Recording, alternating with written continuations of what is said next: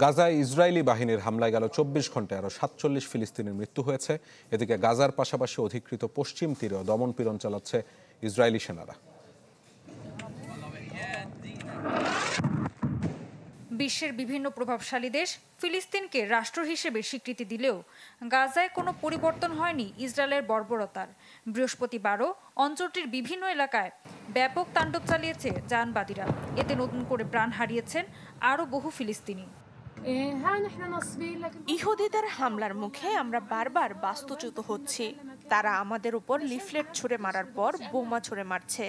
আমরা এক জায়গা থেকে পালিয়ে আরেক জায়গায় যাচ্ছি, কিন্তু কোনো নিরাপদ জায়গা পাচ্ছি না। ইসরায়েলিরা এখন আমাদের গাজা সিটি ছেড়ে যাওয়ার অনুমতি দিচ্ছে না। আমরা কোথায় বা যাব? আমাদের কাছে আর কোনো অর্থ নেই। প্রতিদিন আমরা একটু একটু করে মারা যাচ্ছি। তারা আমাদের জীবনকে নরক করে তুলেছে। এদিকে গাজাগামী ত্রাণবাহী নৌবহর ফ্রিডম ফ্লোটিলার সুরক্ষায় সামরিক জাহাজ পাঠানোর ঘোষণা দিয়েছে ইতালি ও স্পেন। এরই মধ্যে নৌবহরে যোগ দিতে জাহাজগুলো রওনা দিয়েছে। আমি বুঝি নির্মাণের শিল্প, সালাম স্টিল বোঝে ডিউরেবিলিটি। সালাম স্টিল, মোস্ট ডিউরেবল স্টিল। গাজার পাশাপাশি অধিকৃত পশ্চিম তীরে দমনপীড়ন চলছে।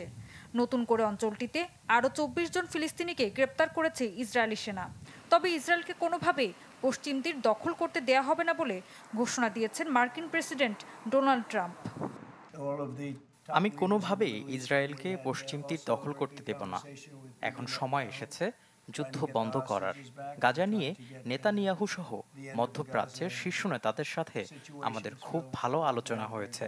আমরা ইসরায়েলি জিম্মিদের ফিরিয়ে আনার চেষ্টা করছি।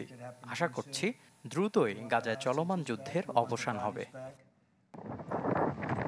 এর আগে যুক্তরাজ্য ও জার্মানি ইসরায়েলকে পশ্চিম তীর দখলের পরিণতি নিয়ে সতর্ক করেছে। এছাড়া জাতিসংঘের মহাসচিব আন্তোনিও গুতেরেস বলেছেন, এই পদক্ষেপ হবে নৈতিক, আইনগত ও রাজনৈতিকভাবে অগ্রহণযোগ্য। ঋতু সাহা, চ্যানেল 24।